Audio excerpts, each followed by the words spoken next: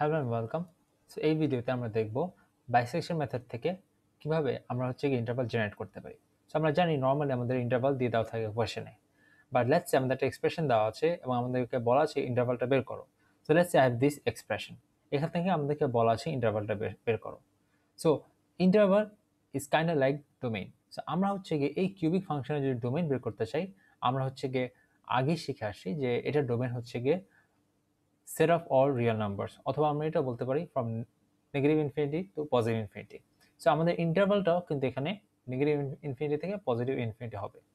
So এখানে প্রবলেমটা আমাদের এই পার্টিকুলার কেসে, তার মানে এই যে ইন্টারভালটা আছে সেটার মধ্যে আমাদের তিনটা রুট এক্সিস্ট করে, এবং আমরা জানি যে আমাদের বাইসেকশন মেথড কিন্তু একটা পার্টিকুলার ইন্টারভালের মধ্যে জাস্ট একটা রুট নিয়ে কাজ করতে পারে।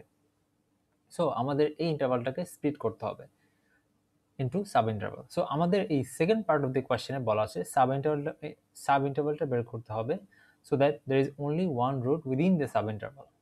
So ওটা কিভাবে করব? So first thing আমাদের একটু থিওরিটা দেখে আসি। So theory is something like this. Let's say আমার lower bound of the interval is a, upper bound is b. So এখানে multiple root exist করে marked with green circle. Then আমাদের c1 and c2, these are my turning points. So turning point acts as the boundary of our interval. So এখানে যদি খেয়াল করে দেখি আমাদের a R b যে ইন্টারভালটা ছিল এটা কিছু সাব ইন্টারভালে স্প্লিট করা হচ্ছে। সো এখানে দেখি যে ফার্স্টে আমাদের সাব ইন্টারভালটা a থেকে স্টার্ট হচ্ছে, c1 পর্যন্ত যাচ্ছে, বিকজ c1 আমাদের first turning point. So this is my first sub interval. Second sub interval এই যে c1 টার্নিং পয়েন্ট থেকে c2 turning point. So this is my second sub interval.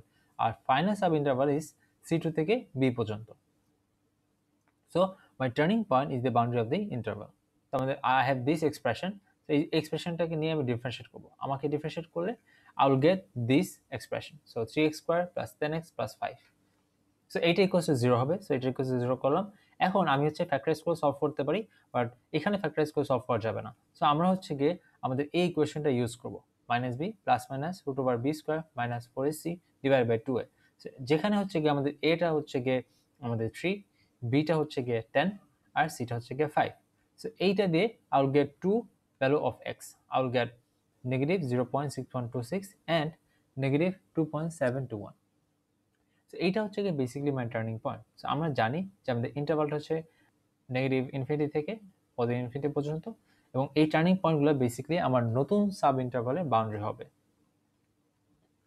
So না আমরা যদি স্প্লিট করতে চাই এরকম কিছু একটা হবে যে মাইনাস ইনফিনিটি থেকে আমাদের কোনটা আগে আসে, আগে কি নেগেটিভ 0.6126 আসে নাকি নেগেটিভ 2.721 আসে? সো আমাদের তো নেগেটিভটা লেফট সাইডে কম্পারেটিভলি, যদি একটা নাম্বার লাইন চিন্তা করি। সো আমাদের মাইনাস ইনফিনিটি থেকে মাইনাস 2.712 আসবে first sub interval. Second sub ইন্টারভালটা ইজ বেসিক্যালি মাইনাস 271 থেকে মাইনাস 0.6126 পর্যন্ত, আর finally last sub interval minus 6126 থেকে একদম পুরো লাস্ট পজিটিভ ইনফিনিটি পর্যন্ত।